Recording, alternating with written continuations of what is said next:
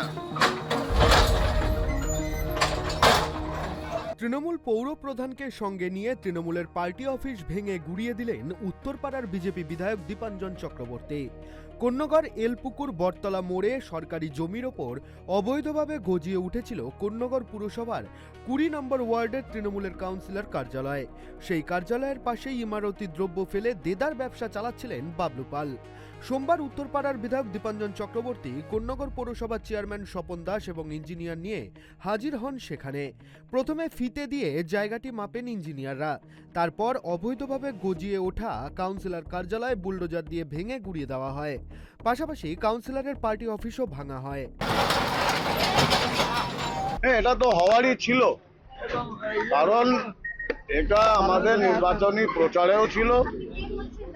আমাদের মাননীয় প্রধানমন্ত্রীজিও বলেছেন, মাননীয় স্বরাষ্ট্রমন্ত্রী বলেছেন, আমাদের বাংলার মুখ্যমন্ত্রী মাননীয় শুভেন্দুবাবু বলেছেন যে দুর্বৃত্তায়ন আর দুর্নীতিকে আমরা কবর দেব। 15 বছর ধরে যে সীমাহীন দুর্নীতি তৃণমূল করেছে তার একটা অন্যতম উদাহরণ হচ্ছে ওই চাকরি চুরি ইত্যাদি, গরু চুরি, কয়লা চুরি। এছাড়া এরা মনে করতো যে সরকারি জমিগুলো ওদের পৈতৃক সম্পত্তি।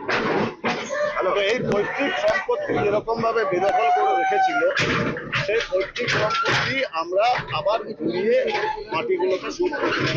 এই মুহূর্তে দাঁড়িয়ে আছি কোন্নগর 20 নম্বর ওয়ার্ডের এলপুকুর পাড়। এই সেই অবৈধ কনস্ট্রাকশন, যেই কনস্ট্রাকশনের উপরেই কিন্তু নজর ছিল বিধায়কের। উত্তরপাড়া বিধায়ক দীপাঞ্জন চক্রবর্তী ভোটের দাঁড়ানোর সময় থেকেই তিনি কিন্তু সোচ্চার হয়েছিলেন অবৈধ যে নির্মাণ, সেই নির্মাণ তিনি ভেঙে গুড়িয়ে দেবেন। সেই মতোই কিন্তু ভোটে জিতে আসার পরেই বিভিন্ন সময় দেখা যাচ্ছে দীপাঞ্জন চক্রবর্তীকে কিন্তু অ্যাক্টিভ ভূমিকায়।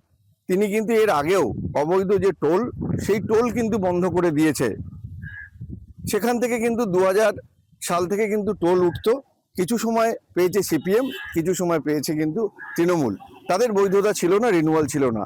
আজ কিন্তু অবৈধ পার্টি অফিসও ভাঙা হলো। তিনি কিন্তু ওয়ার্নিং দিয়েছিলেন এর আগে যে বাবলু পাল, খোকন নামে পরিচিত যে তৃণমূল কাউন্সিলর, তাকে কিন্তু ইতিমধ্যেই তিনি পুলিশের হাতে তুলে দিয়েছেন। পুলিশ যদি ঠিকমতো কাজ না করেন তাহলে কিন্তু পুলিশকেও তুলে তিনি জলে ফেলে দেবেন, এরকম হুমকি দিয়েছিলেন। সেই মতো তিনি জানিয়েছিলেন যে যদি তারা নিজের থেকে না পার্টি অফিস সরিয়ে নেয় তবে কিন্তু এই উত্তরপাড়া 20 নম্বর ওয়ার্ড এলপুকুর পাড়ের পার্টি অফিস তিনি কিন্তু ভাঙবেন।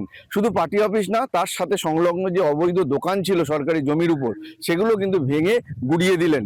সকাল থেকেই কিন্তু এই কাজ, অবৈধ নির্মাণ কনস্ট্রাকশনের যে হয়েছিল, তার যে বুলডোজার চালিয়ে তাকে ধ্বংসস্তূপে পরিণত করেছে। আমি আরেকবার ছবিটা দেখানোর চেষ্টা করছি। তৃণমূলের কার্যালয়, যা কিছুদিন আগে রেজাল্ট বেরোনো আগে পর্যন্ত ছিল কিন্তু মানুষের সহযোগীর জায়গা। এখান থেকে কিন্তু বিধবা ভাতা, এখান থেকেই কিন্তু বার্ধক্য ভাতা, এখান থেকে কিন্তু বিভিন্ন রকম কাগজ এখনো পর্যন্ত কিন্তু পড়ে আছে, যেগুলো নির্বাচনী প্রচারে কিন্তু তাদের ব্যবহৃত হয়েছিল। সেখানে দেখা যাচ্ছে এখানকার যে শীর্ষান্ন বন্দ্যোপাধ্যায় তিনি দাঁড়িয়েছিলেন, তারও ছবি কিন্তু এখানে রয়েছেন। কিন্তু তারপরেও তিনি কিন্তু সম্পূর্ণ একদম হিটলারের ভূমিকা নিয়ে কিন্তু এখান থেকে ভেঙে গুড়িয়ে দিলেন। এমনকি তিনি সমাজকে, তৃণমূলীদের, এমনকি অন্যান্য যে কার্যকরী কমিটিরা রয়েছে তাদেরকেও কিন্তু বার্তা দিলেন যে অবৈধ কাজ, যেটা তাদের কথা, না খাউঙ্গা না খানে দুঙ্গা, সেই প্রতিশ্রুতি তিনি কিন্তু রাখলেন। এমনকি জিরো টলারেন্সে কাজ হবে সেই বার্তাও কিন্তু তিনি দিলেন। হুগলি কোন্নগর থেকে অমল চক্রবর্তী, কেটিভি বাংলা।